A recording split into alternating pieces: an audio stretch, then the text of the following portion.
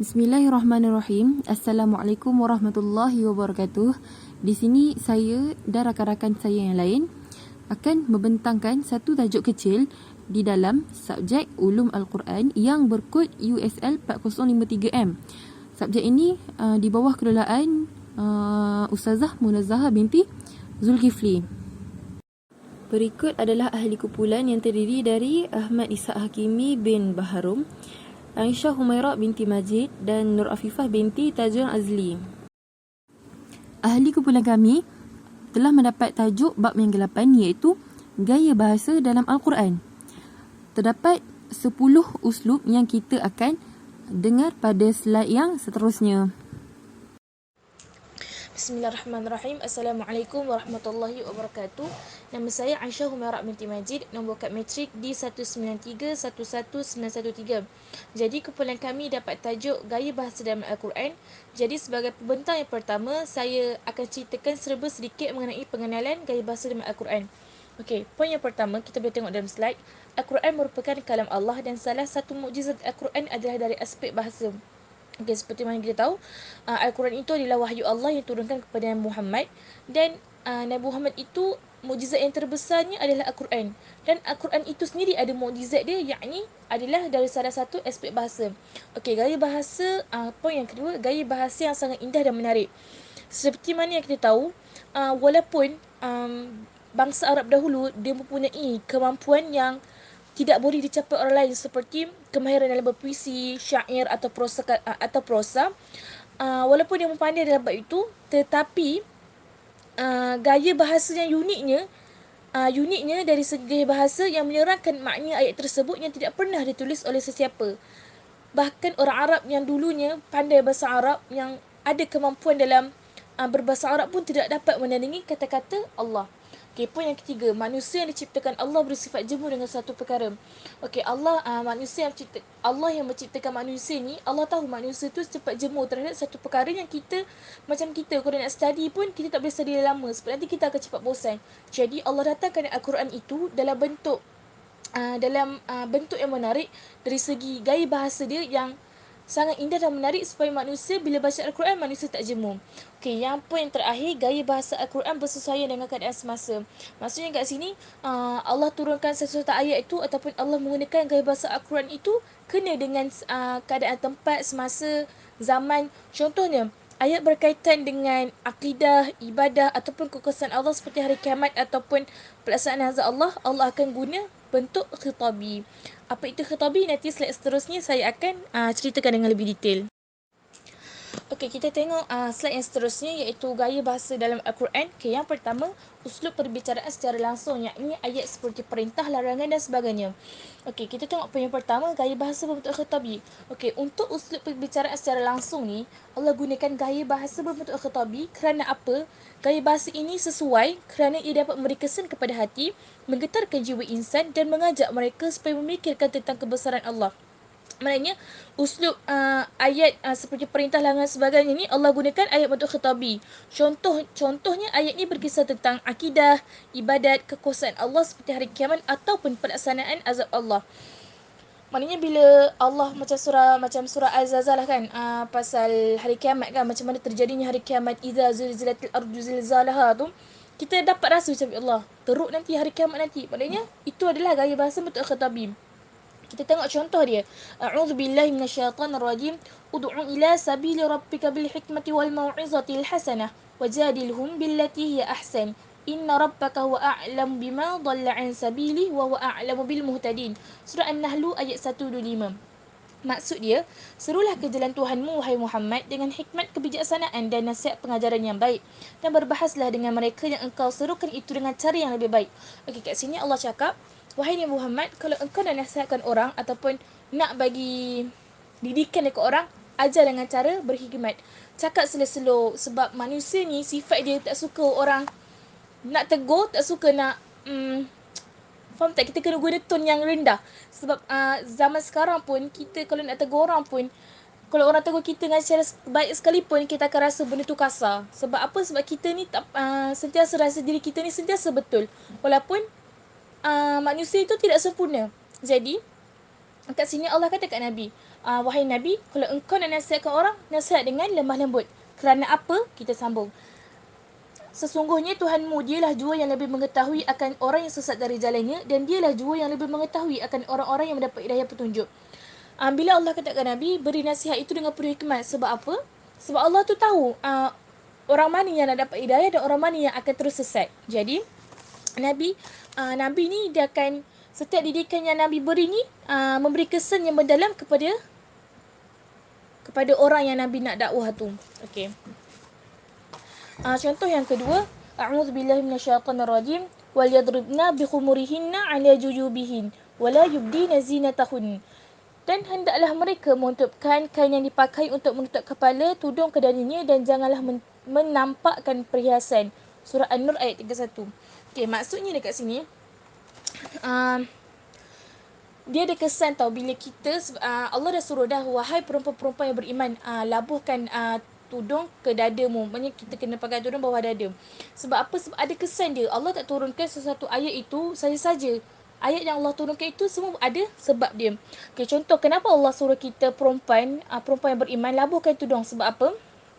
Nafsu lelaki ni, bila nampak perempuan yang tak tutup aurat, dia ada nafsu yang membuat-buat tau. Okay, macam akhir zaman ni, orang yang tutup aurat dengan sempurna pun belum tentu selamat dari ancaman nafsu. Ini kan pula orang yang sengaja dedahkan aurat macam bersedia untuk dibaham. Maksudnya kat sini, orang yang pakai tudung labuh, pakai stocking yang pun, bila dia jalan seorang-seorang, dia tak pasti dia tu selamat ke tak. Sebab nafsu, kita tak boleh nak, nafsu tu, kalau orang jahat, kat nafsu kita, dia tak fikir dah, oh baik ke tak aku buat sini, tak fikir dah. Jadi apa yang kita perlu lakukan adalah labuhkan pakaian.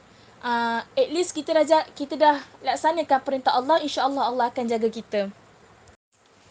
Okay, kita tengok slide yang seterusnya, iaitu uslub penceritaan kisah. Okey, poin yang pertama, kisah dalam Al-Quran berangkumi 1/3 Al-Quran, yang mana jika kita selalu baca fakta-fakta mengenai Al-Quran, kita akan dapat tahu betapa besar ataupun betapa banyaknya kisah dalam Al-Quran yang Allah ceritakan ni sehingga merangkumi 1/3 Al-Quran. Okey, poin yang kedua, peranan kisah menyampaikan dakwah Islam. Nak katanya, besarnya peranan kisah dalam menyampaikan dakwah Islam ni sehingga kan Allah ceritakan dalam Al-Quran, dan Allah juga mengkhususkan surah-surah yang untuk kisah saja, seperti surah Yusuf, seperti mana kita tahu, Al-Kahfi, surah Nuh, surah Al-Qasas dan sebagainya. Dan yang mana kisah-kisah tersebut Allah selitkan pengajaran yang kita dapat ambil. Okey, contoh yang pertama, surah Al-Fil ayat 1 hingga 5. Bismillahirrahmanirrahim. Alam tara kaifa fa'ala rabbuka bi ashabil fil? Tidakkah engkau mengetahui bagaimana Tuhanmu telah melakukan kepada angkatan tentera yang dipimpin oleh pembawa gajah yang hendak meruntuhkan Kaabah? Alam yaj'al kaidahum fi tadlil? Bukankah Tuhanmu telah menjadikan rancangan jahat mereka dalam keadaan yang rugi dan memusnahkan mereka? Wa arsala alaihim tayran ababil? Dan ia telah menghantarkan kepada mereka rombongan burung berpasukan-pasukan. Tarmihim bihijaratin min sijil, yang melontar mereka dengan batu bata dari sejenis tanah yang dibakar keras. Faja'alahum ka'asfin ma'kul. Lalu ia menjadikan mereka hancur berkecai seperti daun-daun kayu yang dimakan ulat. Mana kata kat sini, apa perkara yang ataupun apa benda yang kita nak buat yang mana itu dah boleh mengundang kemurkaan Allah, dan perkara yang kita lakukan itu Allah tak redha, maka sekelip mata je Allah akan hantar benda yang akan terjadi macam kita. Macam surah Al-Fil ni, tentera gajah tu, gajah tu dah besar, dah hebat. So nak runtuhkan Kaabah, mungkin orang macam, alah senang je gajah yang besar nak runtuhkan Kaabah. Tapi bila mana sebab Kaabah itu tempat yang suci dan Allah murka, Allah tak redha dengan pasukan Abraha yang nak runtuhkan Kaabah itu, maka Allah datangkan burung-burung yang membawa batu-batu kecil daripada api neraka, dan Allah hancurkan mereka dalam sekelip mata. Okay, kita tengok contoh yang kedua. A'udzubillahi minasyaitonirrajim. Tilka min anba'il ghaibi nuhiha ilaika ma kunta ta'lamuha anta wala qaumuka min qabl hadha fasbir innal 'aqibata lil muttaqin. Maksudnya, kisah Nabi Nuh itu adalah daripada perkara-perkara yang gaib yang kami wahyukan kepadamu, wahai Muhammad, yang engkau dan kaum engkau tidak mengetahuinya sebelum ini. Oleh itu bersabarlah, sesungguhnya kesudahan yang baik yang membawa kejayaan di dunia dan kebahagiaan di akhirat adalah bagi orang-orang yang bertakwa. Okey, surah Al-Hud ayat 49. Maksudnya nak kata kat sini, itu adalah sebahagian kisah-kisah yang gaib yang mana Nabi tak ada waktu tu. Jadi Allah wahyukan ataupun Allah ceritakan balik macam mana Nabi-Nabi terdahulu menyampaikan risalah Islam, sehingga kan ada yang kena pulau, ada yang dibaling batu, ada yang dicaci, ada yang dimaki. Tapi para Nabi terdahulu sabar. Jadi Allah wahyukan dekat Nabi Muhammad ini kisah-kisah yang terdahulu supaya Nabi Muhammad ini boleh mengambil iktibar, dan semoga Nabi Muhammad ini sabar. Apa jua yang kaum ataupun apa jua yang orang ramai lakukan, Nabi tetap bersabar. Kerana apa? Kerana ujian yang Allah berikan itu pasti ada hikmah dia. Okey. Slide yang seterusnya iaitu gaya bahasa yang ketiga, iaitu uslub perumpamaan. Okey. Perkara yang didatangkan di dalam Al-Quran meliputi perkara-perkara yang mampu dicapai oleh akal manusia dan sebahagian yang lain sukar untuk dibayangkan oleh akal manusia.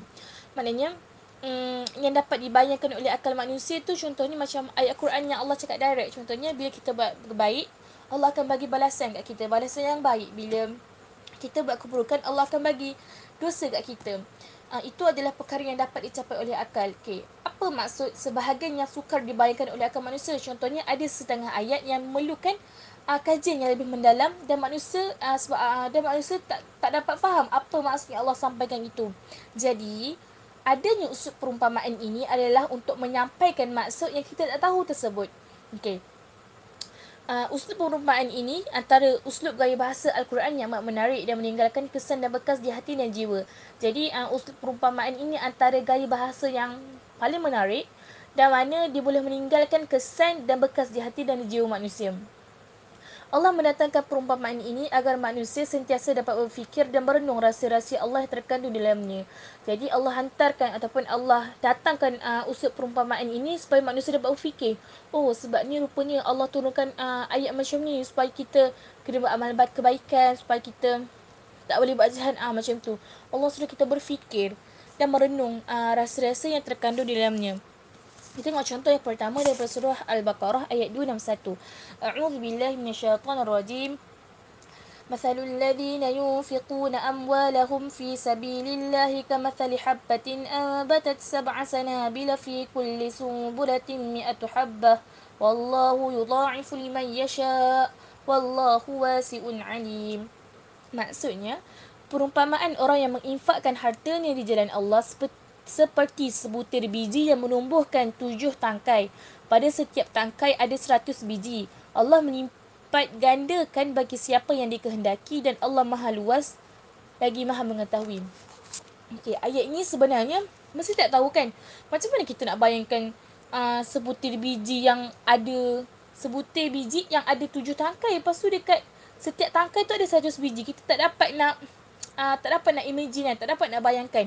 Okay, sebenarnya perumpamaan dia macam ni. Ayat ni diturunkan untuk memberi motivasi kepada orang Islam supaya tak lupa untuk sedekah. Kerana apa? Setiap rezeki kita tu terselitnya rezeki orang lain. Jadi dengan adanya ayat ini, manusia dapat ataupun Allah beri galakan kepada manusia untuk terus memberi sedekah ataupun menginfakkan harta-harta di jalan Allah. Yang mana bila kita bersedekah ataupun kita menginfakkan harta kita ke jalan Allah, Allah akan melipatkan ganda. Allah akan melipat gandakan lagi kita punya rezeki, kita punya kekayaan. Allah akan lipat gandakan lagi bila kita sedekah dan menginfakkan harta kita tu ke jalan Allah. Contoh yang kedua dari surah Al-Baqarah ayat 17. A'udzu billahi minasyaitonir rajim. Mathaluhum kamathalil ladzi istawqada nara falamma adaa'at ma hawlahu dhahaba Allahu binurihim wa tarakahum fi zulumatin la yubsirun. Maksud dia, perbandingan hal mereka golongan yang munafik itu samalah seperti orang yang menyalakan api. Apabila api itu menerangi sekelilingnya, tiba-tiba Allah Subhanahu Wa Taala hilangkan cahaya yang menerangi mereka dan dibiarkan mereka dalam gelap gulita, tidak dapat melihat sesuatu pun. Okey, maksudnya kat sini orang yang munafik ni Allah ibaratkan dengan orang yang memasang api di sekelilingnya, kan ada cahaya yang menerangi kan, and then suddenly Allah padamkan api itu ataupun Allah padamkan cahaya itu, maka yang ada hanyalah kegelapan. Sama juga dengan orang munafik ni. Apabila makin lama dia buat 3 perkara munafik itu, iaitu idza haddatsa kadzaba, apabila berbicara ia berdusta, wa idza wa'ada akhlafa, berjanji tapi tak menepati, wa idza tumina khana, apabila diberi amanah ia khianat. Bila terus buat 3 perkara ni berterusan dekat semua orang, makin lama dia makin hanyut. Makin lama tak ada siapa nak kawan dengan dia. Macam tu lah apa yang saya faham lah daripada cahaya tu ibaratnya orang sekeliling kita. Kalau kita buat perkara yang orang tak suka, tak ada siapa dah nak kawan kita. Macam tu lah maksud cahaya yang Allah umpamakan kepada orang munafik ni. Sambung slide yang seterusnya dibentang oleh kawan saya. Assalamualaikum warahmatullahi wabarakatuh. Saya Ahmad Isa Hakimi bin Bahrum, nombor metrik di 183-10913. Saya di sini untuk membentangkan tentang uslub perbandingan, iaitu uslub yang keempat. Okey, uslub ini digunakan bagi menyalahkan lagi keadaan sesuatu perkara yang mahu diterangkan agar lebih difahami, seperti membandingkan di antara orang yang melihat dengan orang yang buta, antara orang berilmu dengan orang yang jahil dan sebagainya. Contoh yang pertama dalam surah Ar-Ra'd ayat 16, Qul man rabbus samawati wal ard Qulillah Qul afattakhaztum min dunihi awliya la yamlikuna li anfusihim naf'an wala dharra Qul hal yastawi al-a'ma wal basir am hal tastawi az-zulumatu wan nur am ja'alu lillahi syuraka'a khalaqu ka khalqihi fatashabaha al-khalqu 'alayhim Qulillahu khaliqu kulli syai'in wa huwal wahidul qahhar. Maksudnya, katakanlah Muhammad, siapakah Tuhan langit dan bumi? Katakanlah Allah. Katakanlah pantaskah kamu mengambil pelindung-pelindung selain Allah, padahal mereka tidak kuasa mendatangkan manfaat maupun menolak mudarat bagi dirinya sendiri. Katakanlah, samakah orang yang buta dengan yang dapat melihat, atau samakah yang gelap dengan yang terang? Apakah mereka menjadikan sekutu-sekutu bagi Allah yang dapat menciptakan seperti ciptaannya, sehingga kedua ciptaan itu serupa menurut pandangan mereka? Katakanlah Allah adalah pencipta segala sesuatu dan Dia Tuhan yang Maha Esa, Maha Perkasa. Okey, contoh yang kedua dari surah Al-Maidah ayat 100. Bismillahirrahmanirrahim. Qul la yastawil khabis wat tayyibu walau a'jabaka kasratul khabis fattaqullaha ya ulil albab la'allakum tuflihun. Maksudnya, katakanlah Muhammad, tidaklah sama yang buruk dengan yang baik, meskipun banyaknya keburukan itu menarik hatimu, maka bertakwalah kepada Allah wahai orang-orang yang mempunyai akal sihat agar kamu beruntung. Okey, seterusnya saya akan membentangkan uslub yang kelima, iaitu uslub perbualan. Okey. Allah Subhanahu Wa Taala merakamkan perbualan yang berlaku dalam Al-Quran di antara Allah Subhanahu Wa Taala bersama makhluknya. Contoh yang pertama dalam surah Al-Baqarah ayat 30. Wa iz qala rabbuka lil malaikati inni ja'ilun fil ardi khalifah qalu ataj'alu fiha man yufsidu fiha wa yasfiku ad-dima wa nahnu nusabbihu bihamdika wa nuqaddisu lak qala inni a'lamu ma la ta'lamun. Maksudnya, dan ingatlah ketika Tuhanmu berfirman kepada para malaikat, aku hendak menjadikan khalifah di bumi. Mereka berkata, apakah engkau hendak menjadikan orang yang merosak dan menumpahkan darah di sana? Sedangkan kami bertasbih memujimu dan menyucikan namamu. Dia berfirman, sungguh aku mengetahui apa yang tidak kamu ketahui. Okey, uslub yang seterusnya ialah uslub yang keenam, iaitu uslub perdebatan ahli neraka. Okey, Al-Quran mendedahkan perbualan yang berlaku di antara ahli neraka bagi menyingkap keadaan sebenar kehidupan, iaitu dunia adalah tempat yang ramai manusia tertipu dengannya. Contoh yang pertama dari surah Sad ayat 59 hingga 60. A'udzubillahi minasyaitonirrajim.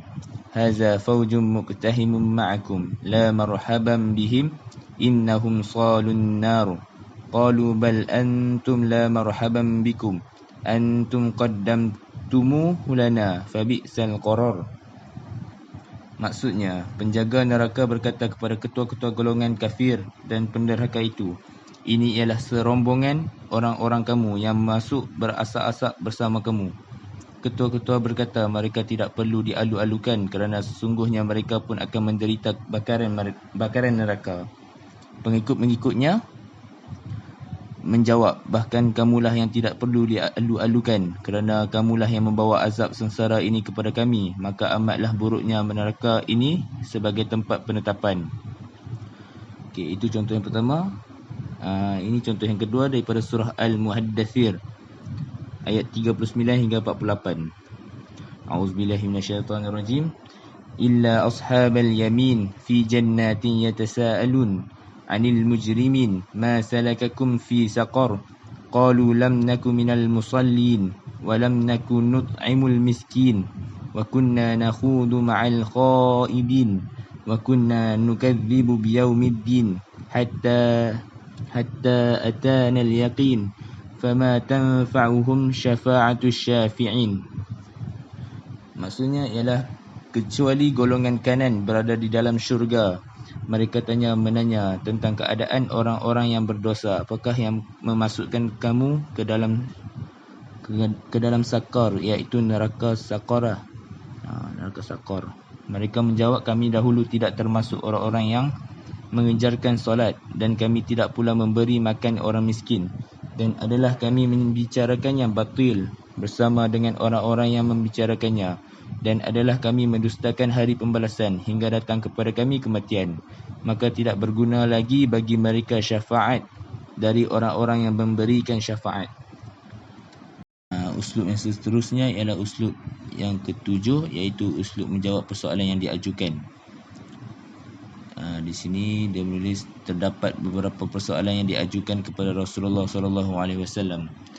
Itu telah dijawab persoalan diajukan di dalam Al-Quran dengan membawakan secara terus bentuk soalan dan jawapan serta lebih mudah difahami oleh manusia. Contoh yang pertama ialah surah Al-Baqarah ayat 219. A'udzubillahi minasyaitonirrajim. Yas'alunaka 'anil khamri wal maisir qul fihima ismun kabirun wa manafi'u lin-nas wa ismuhuma akbaru min naf'ihima وَيَسْأَلُونَكَ مَاذَا يُنْفِقُونَ قُلِ الْعَفْوَ كَذَلِكَ يُبَيِّنُ اللَّهُ لَكُمُ الْآيَاتِ لَعَلَّكُمْ تَتَفَكَّرُونَ. Maksudnya, mereka menanyakan kepadamu Muhammad tentang khamar dan judi. Katakanlah, pada keduanya terdapat dosa besar dan beberapa manfaat bagi manusia, tetapi dosanya lebih besar daripada manfaatnya. Dan mereka menanyakan kepadamu tentang apa yang harus mereka infakkan. Katakanlah, kelebihan dari apa yang diperlukan. Demikianlah Allah menerangkan ayat-ayatnya kepadamu agar kamu memikirkan. Okey, contoh yang kedua daripada surah Al-Baqarah ayat 222. A'udzubillahi minasyaitonirrajim. Wa yas'alunaka 'anil mahid qul huwa azan fa'tazilun nisaa fil mahid wa la taqrabuhunna hatta yathhurn فإذا تطهرن فأتوهن من حيث أمركم الله إن الله يحب التوابين ويحب المتطهرين. Maksudnya, dan mereka menanyakan kepadamu Muhammad tentang haid. Katakanlah, itu adalah sesuatu yang kotor. Karena itu jauhilah isteri pada waktu haid, dan jangan kamu dekati mereka sebelum mereka suci. Apabila mereka telah suci, campurilah mereka sesuai dengan ketentuan yang diperintahkan Allah kepadamu. Sungguh Allah menyukai orang yang taubat dan menyukai orang yang menyucikan diri. Okey, seterusnya saya akan serahkan kepada pembentang yang seterusnya. Assalamualaikum warahmatullahi wabarakatuh. Saya Nur Afifah binti Tajul Azli. Nombor matrik saya D193111709. Yang ke-8 adalah uslub maqul al-qaul, iaitu Al-Quran ini dia membawakan ayat dengan memindahkan dan meminjam kata-kata dari para nabi, hamba-hamba Allah yang saleh, dan juga kata-kata dari kaum yang sesat dan menyeleweng dari kebenaran. Untuk apa? untuk bagi pengajaran kepada umat Islam. Maksudnya uslub maqul al-qaul ni, maqul al-qaul tu sendiri maksudnya dia memindahkan ataupun menukilkan ataupun meminjam kata-kata dari 3 golongan yang tadi tu. Okey, contoh yang pertama daripada surah Luqman, boleh tengok ayat yang ke-13. A'udzubillahi minasyaitonirrajim. Wa idh qala Luqmanu libnihi wa huwa ya'izuhu ya bunayya la tusyrik billah innasyirka la zulmun azim. Maksudnya, dan ingatlah ketika Luqman berkata kepada anaknya semasa ia memberi nasihat, wahai anak kesayanganku, janganlah engkau mempersekutukan Allah Subhanahu Wa Taala dengan sesuatu yang lain. Sesungguhnya perbuatan syirik itu adalah satu kezaliman yang besar. Inilah contoh uslub ni, dia memindahkan, dia menukilkan semula nasihat Luqman pada anaknya ni, letakkan dalam Al-Quran ni untuk bagi pengajaran kepada umat Islam supaya jangan syirik, sebab syirik ni satu kezaliman yang besar. Gitu. Boleh tengok contoh yang kedua daripada surah Tahrim ayat yang ke-11. A'udzubillahi minasyaitonirrajim.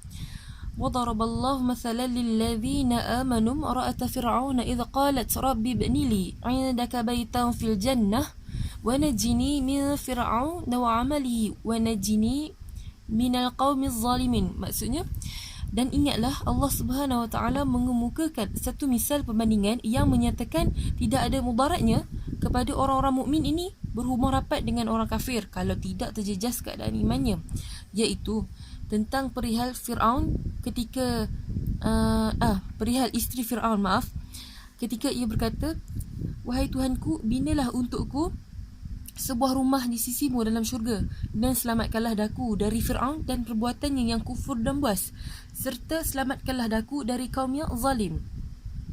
Maksudnya, kat sini dia nak kata iman orang mukmin ni dia tak akan terjejas kalau walaupun berhadapan dengan orang kafir. Dan kalau tidak terjejas keadaan imannya, maka Allah akan binakan sebuah rumah di sisi Allah di dalam syurga. Gitu. Contohnya yang ni lah, isteri Fir'aun ni, iaitu Asyah, mendoakan supaya Allah binakan sebuah rumah di sisi Allah di dalam syurga. Gitu.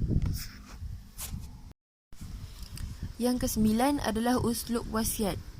Uslub wasiat ini dia mempunyai kesan yang mendalam terhadap jiwa. Allah Subhanahu Taala telah menggunakan uslub ini dalam menyampaikan satu perkara yang besar, yang penting dalam kehidupan hamba-Nya. Okey, apa yang kita faham, uslub wasiat ini dia wasiat. Wasiat ini adalah satu perkara yang amanah pada kita supaya kita lakukan dia dengan baiklah. Gitu. Kita tengok contoh yang pertama dalam surah Luqman ayat 14. A'udzubillahi minasyaitonirrajim. Wa wasainal insana biwalidayhi hamalathu ummuhu wahnan ala wahni wa fisaluhu fi 'amain an ishkur li wa liwalidayka ilayyal masir. Maksudnya, dan kami wajibkan manusia berbuat baik kepada kedua ibu bapanya yang ibunya telah mengandungkannya dengan menanggung kelemahan demi kelemahan dari awal mengandung hingga akhir menyusunya, dan tempoh menceraikan susunya adalah dalam masa 2 tahun. Dengan yang demikian, bersyukurlah kepadaku dan kepada kedua ibu bapamu, dan ingatlah kepada aku jualah tempat kembali untuk menerima balasan. Maksudnya, manusia ni, kita ni wajiblah berbuat baik kepada ibu bapa. Itu wasiat yang Allah berikan kepada kita untuk berbuat baik kepada ibu bapa. Sebab apa? Ibu ni yang telah mengandungkan kita. Lepas tu menanggung kelemahan demi kelemahan dari awal mengandung sampailah akhirnya menyusukan anak tu. Gitu. Kemudian bersyukurlah kepada Allah kerana memberikan memberikan ibu bapa yang menjaga kita. Gitu. Syukurlah juga kepada ibu bapa kita sebab jaga kita daripada kecil sampailah ke besar ni kan. Okey, kemudian kepada aku jualah tempat kembali menerima balasan. Kalau buruk akhlak kita tu, kalau buruklah akhlak kita tu kan, buruk jugalah balasan yang kita terima nanti. Kalau baik, alhamdulillah, baiklah balasannya dekat akhirat nanti. Gitu. Okey, contoh yang kedua, boleh tengok dalam buku muka surat 71 dan 72 tu. Okey, saya akan baca maksud saja. Okey, pada surah Al-An'am ayat 151. Maksudnya, katakanlah, marilah aku bacakan apa yang diharamkan oleh Allah kepada kamu, iaitu janganlah kamu sekutukan dengan Allah Subhanahu Wa Taala sesuatu pun yang lain. Dan hendaklah kamu membuat baik kepada ibu bapa, dan janganlah kamu membunuh anak-anak kamu kerana kepapaan. Sebenarnya kamilah yang memberi rezeki kepada kamu dan kepada mereka. Dan janganlah kamu hampiri kejahatan-kejahatan zina yang terang daripadanya dan yang tersembunyi. Dan janganlah kamu membunuh jiwa yang telah diharamkan Allah membunuhnya, melainkan dengan jalan yang hak, iaitu jalan yang dibenarkan oleh syarak. Dengan yang demikian itulah Allah Subhanahu Wa Taala perintahkan kepada kamu supaya kamu memahaminya. Okey, maksud ayat daripada surah Al-An'am ni, ayat 151 ni, ada 5 perkara yang kita dapat, iaitu yang pertama, janganlah kamu sekutukan Allah dengan sesuatu yang lain, maksudnya jangan syirik. Yang kedua, membuat baik kepada ibu bapa, maksudnya taat kepada ibu bapa lah. Gitu. Yang ketiga, janganlah kamu membunuh anak-anak kamu kerana kepapaan. Jangan bunuh anak-anak ni sebabkan kita ni miskin, padahal Allah yang bagi rezeki anak tu pada kita. Kenapa kita nak bunuh? Okey. Yang keempat, jangan kamu hampiri maksiat ataupun zina yang terang ataupun yang tersembunyi. Jauh-jauhkanlah. Gitu. Yang kelima, janganlah kamu membunuh jiwa yang telah diharamkan Allah. Maksudnya, nak bunuh orang tu saja-saja. Maksudnya, kenapa kita nak bunuh orang yang tak bersalah, yang tak berdosa dengan kita tu kan? Kenapa nak bunuh? Tak boleh. Haram hukum dia. Maksudnya, contoh saya nak bunuh Aisyah saja-saja, tak boleh. Gitu. Melainkan dengan yang dibenarkan oleh syarak, melainkan dengan jalan yang hak, iaitu yang dibenarkan syarak. Itu tak apa. Gitulah uslub wasiat. Gitu. Dan yang terakhir adalah uslub doa. Okey, doa ini dalam Islam dia merupakan sebahagian daripada ibadah. Kemudian dalam doa ini dia mengandungi juga nilai-nilai tarbiyah yang tinggi. Al-Quran juga ada merakamkan beberapa doa yang diamalkan oleh para nabi untuk panduan dan amalan masyarakat Islam secara keseluruhannya. Gitu. Boleh tengok contoh pertama, rasanya usul doa ni rasanya macamlah mudah sikit nak faham kan. Okay, contoh yang pertama boleh tengok dalam surat 72 tu, daripada surah Al-Baqarah ayat 286. A'udzubillahi minasyaitanirrajim. Rabbana la tu'akhizna in nasina aw akhtana. Rabbana wa la tahmil 'alaina isran kama hamaltahu 'ala alladhina min qablina. Rabbana wa la tuhammilna ma la taqata lana bih. Wa'fu 'anna waghfir lana warhamna anta maulana fansurna 'alal qaumil kafirin. Maksudnya, mereka berdoa dengan berkata, wahai Tuhan kami, janganlah engkau mengirakan kami salah jika kami lupa atau kami tersalah. Wahai Tuhan kami, janganlah engkau bebankan kepada kami dengan bebanan yang berat, sebagaimana yang telah engkau bebankan kepada orang-orang yang terdahulu daripada kami. Wahai Tuhan kami, janganlah engkau pikulkan kepada kami apa yang tidak terdaya kami memikulnya, dan maafkanlah kesalahan kami serta ampunkanlah dosa kami, dan berilah rahmat kepada kami kerana engkaulah penolong kami, oleh itu tolonglah kami untuk mencapai kemenangan terhadap kaum-kaum yang kafir. Kalau perasan sebenarnya ayat Rabbana la tu'akhizna in nasina aw akhtana ni dia ada dekat dalam Al-Surat. Bagi sesiapa yang waktu sekolah dia dulu ataupun sampai sekarang masih mengamalkannya, tentu tahu ayat ni sebenarnya ada dekat dalam Al-Surat yang kita baca pagi petang gitu. Okey, contoh yang kedua pula. Doa ni familiar. Memang waktu kecil-kecil sampai lah besar ni memang akan baca. A'udzubillahi minasyaitanirrajim. Lupa. Daripada surah Taha ayat 25 hingga 28. Okey, a'udzubillahi minasyaitanirrajim. Qala rabbi shrah li sadri wa yassir li amri wahlul 'uqdatam min lisani yafqahu qawli. Maksudnya, Nabi Musa berkata silap. Nabi Musa berdoa dengan berkata, "Wahai Tuhanku, lapangkanlah bagiku dadaku dan mudahkanlah bagiku tugasku dan lepaskanlah simpulan dari lidahku supaya mereka faham akan perkataanku." Ini doa biasanya kita baca sebelum belajar kan, macam Rabbi syrah li sadri. Ada lagu dia daripada Rakib Majid kot. Okey. Doa ni familiar lah, boleh sentiasa amal. Contoh yang ketiga dari surah Ibrahim ayat 41.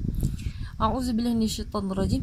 Rabbana ghafirli wa liwalidayya walil mu'minin yauma yaqumul hisab.